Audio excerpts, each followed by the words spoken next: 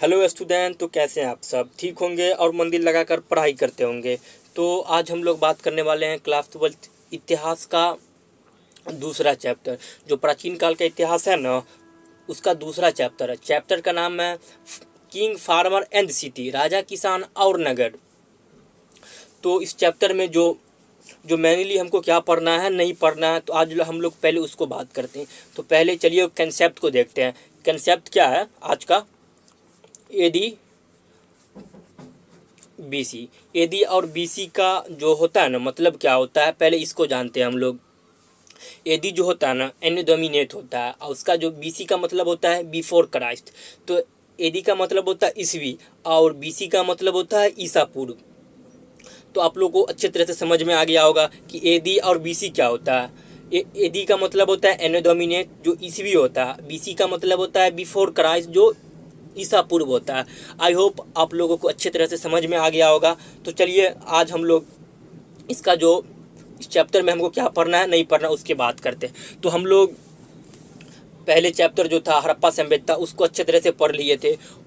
हड़प्पा सभ्यता के अंत के पश्चात जो इस चैप्टर का उदय हुआ था, इसमें क्या है, इस चैप्टर में जो मेनली हमको पढ़ना है कि हड़प्पा सभ्यता का तो अंत हो गया। उसके 1500 से ईसा पूर्व से लेकर 1000 ईसा पूर्व में जो भारत के लोग जो थे ना, वो ऋग्वेद पर ही आधारित थे। कौन वेद पर आधारित थे?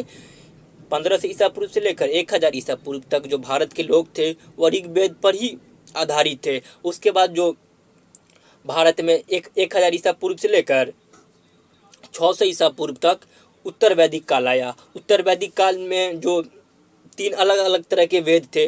पहला थे श्याम वेद थे, दूसरा यजुर्वेद थे, तीसरा अथर्ववेद थे। उसके बाद क्या हुआ कि 600 ईसा पूर्व में भारत में जैन धर्म, बौद्ध धर्म, महाजनपद, उसके बाद फिर राजतंत्र हुआ, गणतंत्र हुआ। उसके बाद क्या हो गया,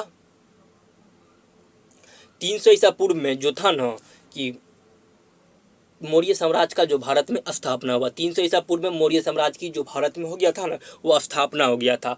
तो यही था, यही पढ़ना ही है इस चैप्टर में। जो इस चैप्टर का इंट्रोडक्शन था, आप लोगों को अच्छे तरह से समझ में आ गया होगा कि इस चैप्टर में हमको क्या पढ़ना चाहिए और नहीं पढ़ना चाहिए। तो चलिए न देरी करते हुए आज का जो हमारा प्रश्न है उसको देखते हैं। जो जितना प्रश्न है अति महत्वपूर्ण क्वेश्चन सब है। जो पिछले साल पूछा गया वह भी क्वेश्चन है, जो बुक का क्वेश्चन है वह भी क्वेश्चन है, क्वेश्चन बैंक भी है। इसमें तीनों टाइप का क्वेश्चन मिला के लाए हैं। तो आप लोग सभी प्रश्न को अच्छे से याद कर लीजिएगा, बोर्ड एग्जाम में यही आने वाला है। तो चलिए क्वेश्चन नंबर पहला को देखते हैं। क्वेश्चन नंबर पहला में क्या है कि अभिलेख शास्त्र किसे कहते हैं? ऑप्शन नंबर ए में अभिलेख के अध्ययन करने वालों को, ऑप्शन नंबर बी में खोदाई से मिले अवशेष को, ऑप्शन नंबर बी में पुरातत्व के स्रोत को, ऑप्शन नंबर डी में इनमें से कोई नहीं। जो अभिलेख, पहले से हम ये समझते हैं कि अभिलेख किसे कहते हैं। जो अभिलेख जो होता है ना, वो जो कठोर चीज़ों पर लिखे लेख को अभिलेख कहते हैं। जैसे हो गया ईंटा, पत्थर, दीवार पे लिखे लेख को अभिलेख कहते हैं। तो अभिलेख शास्त्र किसे कहेंगे? जो अभिलेख का अध्ययन करेगा उसी को ना अभिलेख शास्त्र कहेंगे। ऑप्शन नंबर ए हो जाएगा इसका आंसर। क्या हो जाएगा? ऑप्शन नंबर ए हो जाएगा। अभिलेख शास्त्र किसे कहते हैं? जो अभिलेख को अध्ययन करता है उसी को अभिलेख शास्त्र कहते हैं। तो चलिए क्वेश्चन नंबर 2 को देखते हैं। क्वेश्चन नंबर 2 में क्या है कि जेम्स प्रीसेप ने किन लिपियों का अर्थ निकाला था? ऑप्शन नंबर ए में ब्राह्मणी और ग्रीक लिपि का, ऑप्शन नंबर बी में है कोरोस्त्री और पाली लिपि का, ऑप्शन नंबर सी में है ब्राह्मणी और कोरोस्टी लिपि का। इसका ऑप्शन नंबर डी में इनमें से कोई नहीं। इसका जो सही आंसर हो जाएगा ना, ऑप्शन नंबर बी हो जाएगा। कोरोस्टी और पाली लिपि का जो जेम्स प्रीसेप जो था ना, कोरोस्टी और पाली लिपि का अर्थ निकाला था। तो चलिए क्वेश्चन नंबर 3 को देखते हैं। क्वेश्चन नंबर 3 में क्या है, क्वेश्चन नंबर 3 में क्या है कि ब्राह्मणी और कोरोस्टी लिपि का अर्थ कब निकाला गया था? ऑप्शन नंबर ए में है 1820 के दशक में। दशक का मतलब पहले समझिए, दशक का मतलब होता है 10 साल। 1820 से लेकर 1830 ईस्वी तक क्या हुआ, वही है कि 1820 से लेकर 1830 ईस्वी में लिपि का खोदाई किया गया, लिपि का जो मतलब अर्थ निकाला गया था। और ऑप्शन बी में क्या है कि 1830 से के दशक में। इसका जो दशक का तो मतलब समझ में आ गया कि 10 साल होता है। जो 1830 के दशक में, ऑप्शन नंबर सी में 1840 के दशक में, ऑप्शन नंबर बी में डी में है 1850 के दशक में। इसका जो सही आंसर हो जाएगा ना, ऑप्शन नंबर बी हो जाएगा। जो ब्राह्मणी और कोरोस्टी लिपि का अर्थ कब निकाला गया था? 1830 के दशक में। कब निकाला गया था? 1830 के दशक में। ऑप्शन नंबर बी हो जाएगा। आप लोग सभी को अच्छे से याद कर लीजिए, क्या हो जाएगा? ऑप्शन नंबर बी हो जाएगा, 1830 के दशक में। क्वेश्चन नंबर 3 का ऑप्शन नंबर बी हो जाएगा। तो चलिए क्वेश्चन नंबर 4 को देखते हैं। क्वेश्चन नंबर 4 क्या है कि जेम्स प्रियसेंट जो थे ना, वो कौन थे? ऑप्शन नंबर ए में चिकित्साकार थे, ऑप्शन नंबर डी में मानचित्रकार थे, ऑप्शन नंबर डी में ईस्ट इंडिया कंपनी का अधिकारी था, ऑप्शन नंबर डी में इनमें से कोई नहीं। इसका जो सही आंसर हो जाएगा ना, ऑप्शन नंबर सी हो जाएगा। जो जेम्स प्रियसेंट जो थे ना, ईस्ट इंडिया कंपनी के अधिकारी थे। तो चलिए क्वेश्चन नंबर 5 को देखते हैं। क्वेश्चन नंबर 5 में क्या है कि बौद्ध धर्म के अनुसार सबसे प्रसिद्ध शासक कौन था? ऑप्शन नंबर ए में Chandragupta Maurya, option number A में बिंदुसार, ऑप्शन नंबर सी में है अशोक, ऑप्शन नंबर डी में इनमें से कोई नहीं। जो बौद्ध धर्म का के अनुसार सबसे प्रसिद्ध शासक कौन था? तो इसका जो सही आंसर हो जाएगा ना, ऑप्शन नंबर सी हो जाएगा। अशोक जो था ना, वह बौद्ध धर्म का सबसे प्रसिद्ध शासक था। कौन था? अशोक था। तो चलिए क्वेश्चन नंबर 6 को देखते हैं। क्वेश्चन नंबर 6 में क्या है कि पत्थर, धातु या मिट्टी के बर्तन से कठोर कठोर सतह पर खुदते हुए वो क्या कहलाते थे? ऑप्शन नंबर ए में है पांडुलिपि, ऑप्शन नंबर बी में है तापपत्र लिपि, ऑप्शन नंबर बी में है सी में है अभिलेख, ऑप्शन नंबर डी में इनमें से कोई नहीं। क्वेश्चन नंबर 6 में क्या है कि पत्थर, धातु या मिट्टी के बर्तन जैसे कठोर सतह पर खुदे होते हैं, वह क्या कहलाते थे? ऑप्शन इसका जो सही आंसर हो जाएगा ना, ऑप्शन नंबर सी हो जाएगा। वो क्या कहलाते थे? अभिलेख कहलाते हैं। तो चलिए क्वेश्चन नंबर 7 को देखते हैं। अगर आप लोगों को क्लास अच्छा लगे तो लाइक, कमेंट, सब्सक्राइब करिएगा। आप लोग जितना क्वेश्चन का आंसर जो बता रहे हैं, आप लोग कमेंट में सभी को लिखते रहिए, कमेंट में लिखते रहिए। तो चलिए क्वेश्चन नंबर 7 को देखते हैं। क्वेश्चन नंबर 7 में क्या है कि प्राचीनतम अभिलेख किस भाषा में लिखा गया? तो जो प्राचीन काल का जो अभिलेख था ना, वह किस भाषा में लिखा गया था? ऑप्शन नंबर ए में पाली भाषा में, ऑप्शन नंबर बी में प्राकृत भाषा में, ऑप्शन नंबर सी में संस्कृत भाषा में, ऑप्शन नंबर डी में फारसी भाषा में। इसका जो सही आंसर क्वेश्चन नंबर 7 का जो सही आंसर हो जाएगा ना, ऑप्शन नंबर बी हो जाएगा। प्राचीन जो इतिहास था वो किस भाषा में लिखा गया था? प्राकृत भाषा में। ऑप्शन नंबर बी हो जाएगा। क्या हो जाएगा? Option number B. प्राचीन अभिलेख किस भाषा में लिखा गया था? प्राकृत भाषा में लिखा गया था। ऑप्शन नंबर बी हो जाएगा। तो चलिए क्वेश्चन नंबर 8 को देखते हैं। क्वेश्चन नंबर 8 में क्या है कि प्रारंभिक भारतीय इतिहास में 6वीं शताब्दी ईसा पूर्व में एक महत्वपूर्ण परिवर्तनकारी काल क्यों माना जाता है? ऑप्शन नंबर ए में प्रारंभिक राज्यों का, नगरों का उदय हुआ, ऑप्शन नंबर बी में लोहे का बढ़ता प्रयोग, ऑप्शन नंबर सी में सिक्के का विकास, ऑप्शन नंबर डी में इन सभी। इसका जो सही आंसर हो जाएगा ना, क्वेश्चन नंबर 8 का सही आंसर हो जाएगा इन सभी, ऑप्शन नंबर डी हो जाएगा। तो आप लोग सभी प्रश्न को बहुत अच्छे से याद कर लीजिएगा, यही सब बोर्ड एग्जाम में पूछा जाता है। तो चलिए क्वेश्चन नंबर 9 को देखते हैं। क्वेश्चन नंबर 9 में क्या है कि लगभग संस्कृत में ब्राह्मणों ने धर्मशास्त्र नामक ग्रंथ की रचना कब किया था? जो संस्कृत पहले तो जो ब्राह्मण था ना, वो अपना जो धर्म जो लिखा था कौन भाषा में लिखा था? संस्कृत भाषा में लिखा था। उसका जो धर्मशास्त्र था कब कब रचना हुआ? धर्मशास्त्र की रचना कब हुआ था? ऑप्शन नंबर ए में 2री शताब्दी ईसा पूर्व में, ऑप्शन नंबर सी में बी में 2री शताब्दी ईसा पूर्व में, ऑप्शन नंबर सी में 4वीं शताब्दी ईसा पूर्व में, ऑप्शन नंबर डी में 6वीं शताब्दी ईसा पूर्व में। इसका जो सही आंसर हो जाएगा ना, क्वेश्चन नंबर 9 का ऑप्शन नंबर डी हो जाएगा, 6वीं शताब्दी ईसा पूर्व में। तो चलिए क्वेश्चन नंबर 10 को देखते हैं। क्वेश्चन नंबर 10 में क्या है कि 6वीं शताब्दी ईसा पूर्व में सबसे शक्तिशाली महाजनपद कौन था? ऑप्शन नंबर ए में कौशल, ऑप्शन नंबर बी में कुरु, ऑप्शन नंबर डी सी में पांचाल, ऑप्शन नंबर डी में इनमें से कोई नहीं। इसका जो सही आंसर हो जाएगा ना, ऑप्शन नंबर डी हो जाएगा, इनमें से कोई नहीं। जो 6वीं शताब्दी में सबसे शक्तिशाली महाजनपद कौन था? वह मगध था। तो पहले यहाँ आया महाजनपद। पहले हम महाजनपद के थोड़ा बारे में जान लेते हैं। तो महाजनपद क्या होता है कि जो 6वीं शताब्दी जो था ना, वहाँ वह नए नए नगर बने, नए नए नगर का खोज हुआ, नए नए नगर का विकास हुआ, इसी को महाजनपद कहते हैं। तो आई थिंक आप लोगों को महाजनपद के बारे में समझ में आएगा कि महाजनपद किसे कहते हैं। तो चलिए क्वेश्चन नंबर 11 को देखते हैं। क्वेश्चन नंबर 11 में क्या है कि जो मगध था ना, वो शक्तिशाली होने के कारण क्या था? जो मगध साम्राज्य था उसको सबसे शक्तिशाली था, उसका कारण होने का क्या था? कि ऑप्शन नंबर ए में अच्छी खेती की उपज था, ऑप्शन नंबर बी में लोहे का खदान था, ऑप्शन नंबर सी में हथियारों की उपलब्धता थी, ऑप्शन नंबर डी में इनमें से सही ऑप्शन नंबर डी हो जाएगा। जो मगध सबसे शक्तिशाली क्यों था? वहाँ अच्छी उपज, खेती का उपज था, लोहे का खदान था, हाथी की उपलब्धता थी। तो ऑप्शन नंबर डी हो जाएगा इसका, क्वेश्चन नंबर 11 का ऑप्शन नंबर डी। चलिए क्वेश्चन नंबर 12 देखते हैं। क्वेश्चन नंबर 12 में क्या है कि प्रारंभ में मगध की राजधानी कहाँ था? तो जो प्रारंभ में मगध की जो राजधानी कहाँ था? ऑप्शन नंबर ए में पाटलिपुत्र, ऑप्शन नंबर बी में राजगृह, ऑप्शन नंबर सी में आरा, ऑप्शन नंबर डी में इनमें से कोई नहीं। इसका जो सही आंसर हो जाएगा ना, ऑप्शन नंबर बी हो जाएगा। राजगृह था प्रारंभ में मगध की राजधानी, या फिर हो गया था पाटलिपुत्र, जिसे अभी पटना कहते हैं। तो चलिए क्वेश्चन नंबर 13 को देखते हैं। क्वेश्चन नंबर 13 में क्या है कि मौर्य साम्राज्य की स्थापना किसने किया था? जो मौर्य साम्राज्य था ना, उसका स्थापना किसने किया था? ऑप्शन नंबर ए में अशोक, ऑप्शन नंबर बी में Chandragupta Maurya, option number D में कौटिल्य, ऑप्शन नंबर सी में इनमें से कोई नहीं। जो मौर्य साम्राज्य की स्थापना किसने किया था? ऑप्शन नंबर बी हो जाएगा। चंद्रगुप्त मौर्य जो था ना, मौर्य साम्राज्य की स्थापना किया था। तो चलिए क्वेश्चन नंबर 14 को देखते हैं। क्वेश्चन नंबर 14 में क्या है? कलिंग का संबंध किस राज्य था? ऑप्शन नंबर ए में राजस्थान, ऑप्शन नंबर बी में गुजरात, ऑप्शन नंबर सी में उड़ीसा, ऑप्शन नंबर डी में हरियाणा। जो कलिंग का संबंध किस राज्य से था? उड़ीसा राज्य से था। किस राज्य से था? उड़ीसा से था। आप लोग सभी प्रश्न को अच्छे से याद कर लीजिएगा। अगर आप लोगों को क्लास अच्छा लगे तो लाइक कमेंट सब्सक्राइब कर लीजिएगा। अगर आप लोग हमारे से जुड़ना चाहते हैं तो आप टेलीग्राम पे जुड़ जाइएगा, व्हाट्सएप पे जुड़ जाइएगा। दोनों का जो लिंक है ना, हम इस वीडियो का लिंक में, इस वीडियो का जो होता है ना डिस्क्रिप्शन, उसमें डाल देंगे। आप लोग ज्वाइनिंग हो जाइएगा। नहीं तो टेलीग्राम पे सर्च मारिएगा एजेंट आर्ट्स एकेडमी, तो आप लोग ऑटोमेटिक वहाँ से ज्वाइनिंग हो जाएगा। एजेंट आर्ट्स एकेडमी मारिएगा सर्च, ज्वाइनिंग हो जाएंगे। इसका जो पीडीएफ है ना, क्लास खत्म होते ही जो इसका जो पीडीएफ है प्रोवाइड करा देंगे टेलीग्राम पे, तो आप लोग अवश्य टेलीग्राम पे ज्वाइनिंग हो जाइए। तो चलिए क्वेश्चन नंबर 15 को देखते हैं। क्वेश्चन नंबर 15 में क्या है कि अर्थशास्त्र की रचना किसने किया था? ऑप्शन नंबर ए में अशोक ने, ऑप्शन नंबर बी में मैग्नेस्नीज ने, ऑप्शन नंबर सी में कौटिल्य ने, ऑप्शन नंबर डी में इनमें से कोई नहीं। जो अर्थशास्त्र की रचना किसने किया था? कौटिल्य ने किया था। कौटिल्य को एक और नाम से जानते हैं, कौटिल्य को चाणक्य नाम से भी जानते हैं। तो चलिए क्वेश्चन नंबर 16 को देखते हैं। क्वेश्चन नंबर 16 में क्या है कि इंडिका की रचना किसने किया था? ऑप्शन नंबर ए में अशोक ने, ऑप्शन नंबर बी में मैग्नेस्नीज ने, ऑप्शन नंबर सी में कौटिल्य ने, ऑप्शन नंबर डी में इनमें से कोई नहीं। जो इंडिका की रचना किसने किया था? मैग्नेस्नीज ने किया था। ऑप्शन नंबर बी हो जाएगा इसका सही। क्वेश्चन नंबर 16 का ऑप्शन नंबर बी हो जाएगा। तो चलिए क्वेश्चन नंबर 17 को देखते हैं। क्वेश्चन नंबर 17 क्या है कि कलिंग का युद्ध हुआ था, जो विजय किसने प्राप्त किया था? कलिंग का युद्ध कब हुआ था? 261 BC में हुआ था, यानी ईसा पूर्व में हुआ था। तो इसका जो विजय किसने प्राप्त किया? तो ऑप्शन नंबर ए में चंद्रगुप्त मौर्य ने, ऑप्शन नंबर बी में बिंदुसार ने, ऑप्शन नंबर सी में अशोक ने, ऑप्शन नंबर डी में इनमें से कोई नहीं।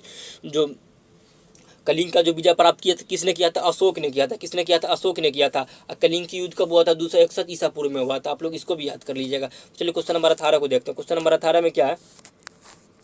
पहला सम्राट था जिसने अपने अधिकारियों और प्रजा के लिए संदेश प्राकृतिक पत्थरों और पॉलिश किए हुए स्तंभों पर लिखवाया था। ऑप्शन नंबर ए में चंद्रगुप्त मौर्य ने, ऑप्शन नंबर बी में बिंदुसार ने, ऑप्शन नंबर सी में अशोक ने, ऑप्शन नंबर डी में इनमें से कोई नहीं। इसका जो सही आंसर हो जाएगा क्वेश्चन नंबर 18 का ऑप्शन नंबर सी हो जाएगा, अशोक ने। तो चलिए क्वेश्चन नंबर 19 को देखते हैं। स्वर्णगिरी का शाब्दिक अर्थ क्या होता है? स्वर्ण का क्या मतलब होता है? स्वर्ण का मतलब होता है गोल्डन, और गिरी का मतलब होता है माउंटेन। तो गोल्डन को हिंदी में बोलते हैं पहाड़, सोने, और गिरी जो होता है ना, उसका जो माउंटेन इंग्लिश में बोलते हैं, हिंदी में बोलते हैं पहाड़। तो सोने का पहाड़, तो ऑप्शन नंबर ए में है, देख लेते हैं हम। ऑप्शन नंबर ए में सोना, ऑप्शन नंबर बी में सोने का पहाड़, ऑप्शन नंबर सी में है चांदी का पहाड़, ऑप्शन नंबर डी में इनमें से कोई नहीं। जो स्वर्णगिरी का शाब्दिक अर्थ क्या होता है? सोने का पहाड़। स्वर्ण का मतलब होता है गोल्डन, और गिरी का मतलब होता है माउंटेन, यानी सोने का पहाड़। तो चलिए क्वेश्चन नंबर 20 को देखते हैं। क्वेश्चन नंबर 20 में क्या है कि महानतम अधिकारियों का क्या कार्य था? जो महानतम अधिकारी था ना, उसका क्या कार्य था? राजसभा के एक चित्र करना, ऑप्शन नंबर बी में सेना की गुप्तचरी करना, ऑप्शन नंबर बी में धर्म का प्रचार करना, ऑप्शन नंबर डी में इनमें से कोई नहीं। इसका जो सही आंसर हो जाएगा ना, क्वेश्चन नंबर सी हो जाएगा। क्वेश्चन नंबर 20 का ऑप्शन नंबर सी हो जाएगा। जो महानतम जो था ना अधिकारी, उसका क्या कार्य था कि धर्म, जो अशोक ने जो धर्म मात्र निकाला था उसका प्रचार करने के लिए। तो अगर आप लोगों को क्लास अच्छा लगे तो लाइक कमेंट सब्सक्राइब जरूर करिएगा। आप लोग सभी को शेयर कर दीजिएगा, ताकि सभी क्लास का लाभ उठा सके। अपने जितना दोस्त है सभी को शेयर करिए आप लोग, और कमेंट लिखते रहिए। कमेंट में इसका जो क्वेश्चन नंबर 20 का जो ऑप्शन है ना, ऑप्शन नंबर सी कमेंट में लिखिए। आप लोग जल्दी लिखिए कमेंट में, आप लोग कमेंट में जल्दी लिखिए। अब क्वेश्चन नंबर 21 में क्या है को ब्राह्मणों को दान दिए जाने वाले भूभाग क्या कहलाते थे? जो ब्राह्मणों को जो दान दिया जाता था वो भूभाग क्या कहलाता था? ऑप्शन नंबर ए में राजकीय भूभाग, ऑप्शन नंबर बी में अग्रसार, ऑप्शन नंबर सी में भूमि कृषि भूमि, ऑप्शन नंबर डी में इनमें से कोई नहीं। इसका जो सही आंसर हो जाएगा ना, ऑप्शन नंबर बी हो जाएगा। क्या हो जाएगा? ऑप्शन नंबर बी, अग्रहार हो जाएगा। जो ब्राह्मणों को दान दिए जाने वाले भूभाग क्या कहलाते थे? अग्रहार कहलाते थे। अब तो आप लोग कमेंट में जल्दी लिखिए अग्रहार। क्या लिखिए आप लोग? क्वेश्चन नंबर 21 का ऑप्शन नंबर डी लिखिए, कमेंट में जल्दी लिखिए, अग्रहार लिखिए। जो ब्राह्मणों को दान दिए जाने वाले भूभाग क्या कहलाते थे? अग्रहार कहलाते थे। क्या कहलाते थे? अग्रहार कहलाते थे। तो चलिए क्वेश्चन नंबर 23 को देखते हैं। क्वेश्चन नंबर 23 में क्या है? गुप्त शासकों के इतिहास की सहायता से लिखा गया है। जो गुप्त शासक था ना, वो इतिहास की सहायता से लिखा गया है। ऑप्शन नंबर ए में साहित्यक, ऑप्शन नंबर बी में सिक्के, ऑप्शन नंबर सी में अभिलेख, ऑप्शन नंबर डी में इन सभी। इसका जो क्वेश्चन नंबर 23 का ऑप्शन नंबर डी हो जाएगा। इसका सही आंसर क्या हो जाएगा? ऑप्शन नंबर डी हो जाएगा। तो चलिए क्वेश्चन नंबर 24 को देखते हैं। क्वेश्चन नंबर 24 में क्या है कि प्रयाग प्रशस्ति की रचना किसने किया था? ऑप्शन नंबर ए में नागार्जुन ने, ऑप्शन नंबर बी में पाणिनि ने, ऑप्शन नंबर बी में अश्वघोष ने, ऑप्शन नंबर डी में हरिसेन ने। जो प्रयाग परिषद की रचना किसने किया था? हरिसेन ने किया था। किसने किया था? हरिसेन ने किया था। आप लोग सभी प्रश्न को बहुत अच्छे से याद कर लीजिएगा। यही सब जो प्रश्न है ना बोर्ड एग्जाम में पूछा जाता है, इससे बाहर कोई प्रश्न नहीं पूछा जाएगा। तो चलिए क्वेश्चन नंबर 25 को देखते हैं। क्वेश्चन नंबर 25 में क्या है कि सुदर्शन झील की मरम्मत किसने कराया था? ऑप्शन नंबर ए में चंद्रगुप्त मौर्य ने, ऑप्शन नंबर बी में रुद्रस्मान ने, ऑप्शन नंबर सी में अशोक ने, ऑप्शन नंबर डी में बिंदुसार ने। जो सुदर्शन झील था ना उसका मरम्मत किसने कराया था? रुद्रस्मान ने कराया था। ऑप्शन नंबर बी हो जाएगा। चलिए आप लोग रुद्रस्मान का नाम कमेंट में जरूर लिखिएगा। सुदर्शन झील का मरम्मत किसने कराया था? रुद्रस्मान ने कराया था। आप लोग रुद्रस्मान का नाम कमेंट में जल्दी लिखिए, जल्दी लिखिए। तो चलिए क्वेश्चन नंबर 26 को देखते हैं। क्वेश्चन नंबर 26 में क्या है कि हरचरित जो रचना है किस भाषा में लिखा गया था? हरचरित किस भाषा में लिखी गई थी? ऑप्शन नंबर ए में है यूनानी भाषा में, ऑप्शन नंबर बी में है प्राकृत भाषा में, ऑप्शन नंबर सी में संस्कृत भाषा में, ऑप्शन नंबर डी में पाली भाषा में। जो हर्षचरित जो था ना वह संस्कृत भाषा में लिखा गया था। किस भाषा में लिखा गया था? संस्कृत भाषा में लिखा गया था। तो चलिए क्वेश्चन नंबर 27 को देखते हैं। क्वेश्चन नंबर 27 में क्या है कि हर्षचरित किसकी जीवनी है? ऑप्शन नंबर ए में विक्रमादित्य की, ऑप्शन नंबर बी में हर्षवर्धन की, ऑप्शन नंबर सी में समुद्रगुप्त की, ऑप्शन नंबर डी में इनमें से कोई नहीं। जो हर्षचरित किसकी जीवनी है? ऑप्शन नंबर बी हो जाएगा, हर्षवर्धन की जीवनी। हर्षचरित किसकी जीवनी? हर्षवर्धन की जीवनी है। तो चलिए क्वेश्चन नंबर 28 को देखते हैं। हर्षचरित के लेखक कौन है? ऑप्शन नंबर ए में बाणभट्ट, ऑप्शन नंबर बी में पाणिनि, ऑप्शन नंबर सी में अश्वघोष, ऑप्शन नंबर डी में हरिसेन। जो हर्षचरित के लेखक कौन है? हर्षचरित के लेखक हो जाएगा बाणभट्ट। हर्षचरित के लेखक कौन है? बाणभट्ट हो जाएगा। तो चलिए क्वेश्चन नंबर 29 को देखते हैं। अगर आप लोगों को क्लास अच्छा लगे तो लाइक कमेंट सब्सक्राइब जरूर करिएगा। तो चलिए क्वेश्चन नंबर 29 को देखते हैं। क्वेश्चन नंबर 29 में क्या है कि प्रभावती गुप्त किसकी पुत्री थी? ऑप्शन नंबर ए में चंद्रगुप्त मौर्य की, ऑप्शन नंबर बी में चंद्रगुप्त द्वितीय की, ऑप्शन नंबर सी में विक्रमादित्य की, ऑप्शन नंबर डी में इनमें से कोई नहीं। जो प्रभावती गुप्त किसकी पुत्री थी? चंद्रगुप्त द्वितीय की पुत्री थी। ऑप्शन नंबर बी हो जाएगा। किसकी पुत्री थी? चंद्रगुप्त द्वितीय की पुत्री थी। तो चलिए क्वेश्चन नंबर 30 को देखते हैं। क्वेश्चन नंबर 30 में क्या है? अशोक के अभिलेख को किस लिपि का प्रयोग किया गया था? जो अशोक जो अभिलेख था, अभिलेख लिखा था, अशोक के अभिलेख में किस लिपि का प्रयोग किया गया था? ऑप्शन नंबर ए में ब्राह्मणी लिपि का, ऑप्शन नंबर बी में देवनागरी लिपि का, ऑप्शन नंबर सी में फारसी लिपि का, ऑप्शन नंबर डी में इनमें से कोई नहीं। जो अशोक का अशोक का जो लेख था किस लिपि का प्रयोग किया गया था? अशोक के अभिलेख में किस लिपि का प्रयोग किया गया था? ऑप्शन नंबर ए हो जाएगा, ब्राह्मणी लिपि का प्रयोग किया गया था। तो चलिए क्वेश्चन नंबर 31 को देखते हैं। क्वेश्चन नंबर 31 में क्या है कि मुद्रा शास्त्र क्या है? जो मुद्रा शास्त्र क्या है? ऑप्शन नंबर सिक्कों का अध्ययन है, ऑप्शन नंबर बी में धातु का अध्ययन, ऑप्शन नंबर सी में अभिलेखों का अध्ययन, ऑप्शन नंबर डी में इनमें से कोई नहीं। तो मुद्रा यानी क्या होता है? करेंसी होता है। तो करेंसी किसी देश का पैसा होता है, तो सिक्कों का अध्ययन को ही मुद्रा शास्त्र कहेंगे। किसको कहेंगे? सिक्कों का अध्ययन का ही मुद्रा शास्त्र। ऑप्शन नंबर ए हो जाएगा सही। तो चलिए क्वेश्चन नंबर 32 को देखते हैं। क्वेश्चन नंबर 32 में क्या है कि जेम्स प्रियंस ने अशोककालीन ब्राह्मणी लिपि का अर्थ कब निकाला था? ऑप्शन नंबर ए में 1810 ईस्वी में, ऑप्शन नंबर बी में 1820 ईस्वी में, ऑप्शन नंबर सी में 1838 ईस्वी में, ऑप्शन नंबर डी में 1853 ईस्वी में। इसका जो सही आंसर हो जाएगा ना ऑप्शन नंबर सी हो जाएगा, 1838 ईस्वी में। तो चलिए क्वेश्चन नंबर 33 को देखते हैं। क्वेश्चन नंबर 33 में क्या है? कनिष्क शासक था, जो कनिष्क था ना कौन वंश का शासक था? ऑप्शन नंबर ए में कुषाण वंश, ऑप्शन नंबर बी में संग वंश, ऑप्शन नंबर सी में चोल वंश, ऑप्शन नंबर डी में इनमें से कोई नहीं। जो कनिष्क जो था ना वह कुषाण वंश का शासक था। कौन वंश का शासक था? कुषाण वंश का शासक था। ऑप्शन नंबर ए हो जाएगा 33 का। चलिए क्वेश्चन नंबर 34 को देखते हैं। क्वेश्चन नंबर 34 में क्या है कि मौर्य साम्राज्य का अंत कब हुआ था? ऑप्शन नंबर ए में है 180 ईसा पूर्व में, ऑप्शन नंबर बी में 185 ईसा पूर्व में, ऑप्शन नंबर सी में 192 ईसा पूर्व में, ऑप्शन नंबर डी 197 ईसा पूर्व में। तो इसका जो सही आंसर हो जाएगा ना ऑप्शन नंबर बी हो जाएगा, मौर्य साम्राज्य का अंत कब हुआ था? 185 ईसा पूर्व में। अगर आप लोगों को क्लास अच्छा लगे तो लाइक कमेंट सब्सक्राइब जरूर करिएगा। अपने भाई बंधु सभी को शेयर कर दीजिए ताकि सभी क्लास का लाभ उठा सके। आप लोग टेलीग्राम से जुड़ जाइए। क्लास खत्म होते ही हम इसका जो PDF है ना टेलीग्राम पे प्रोवाइड करवा देंगे। आप लोग टेलीग्राम पे एजेंट आर्ट्स अकेडमी मारिएगा सर्च तो वहाँ आ जाएगा, तो आप लोग उसको ज्वाइनिंग कर लीजिएगा। तो चलिए क्वेश्चन नंबर 35 को देखते हैं। क्वेश्चन नंबर 35 में क्या है कि धर्म के सिद्धांत की शुरुआत किसने किया था? जो धर्म के सिद्धांत का शुरुआत किसने किया था? ऑप्शन नंबर ए में चंद्रगुप्त मौर्य ने, ऑप्शन नंबर बी में चंद्रगुप्त द्वितीय ने, ऑप्शन नंबर सी में अशोक ने, ऑप्शन नंबर डी में चाणक्य ने। इसका जो सही आंसर हो जाएगा ना ऑप्शन नंबर सी हो जाएगा, धर्म की शुरुआत किसने किया था? अशोक ने किया था। ऑप्शन नंबर सी हो जाएगा सही इसका आंसर, अशोक ने किया था धर्म का शुरुआत। तो चलिए क्वेश्चन नंबर 36 को देखते हैं। क्वेश्चन नंबर 36 में क्या है? भारत में सबसे पहले सोने के सिक्के किस शासक ने जारी किया था? जो भारत में सबसे पहले सोने के सिक्के किस शासक ने जारी किया था? ऑप्शन ए में शको ने, ऑप्शन बी में सातवाहन ने, ऑप्शन सी में कुषाण ने, ऑप्शन डी में गुप्त शासक ने। इसका जो सही आंसर हो जाएगा ना ऑप्शन नंबर सी हो जाएगा, जो सोने का सिक्के किसने जारी किया था? कुषाण ने जारी किया था। तो चलिए क्वेश्चन नंबर 37 को देखते हैं। आज का जो हमारा लास्ट प्रश्न है एक ऐसा भूखंड जहाँ कोई जन जाकर बस जाता है वह क्या कहलाता है? जनपद कहलाता है, महाजनपद कहलाता है, जनपद कहलाता है, गण कहलाता है, संघ कहलाता है। इसका जो सही आंसर हो जाएगा ना ऑप्शन नंबर बी हो जाएगा। क्या कहलाता है? जनपद कहलाता है।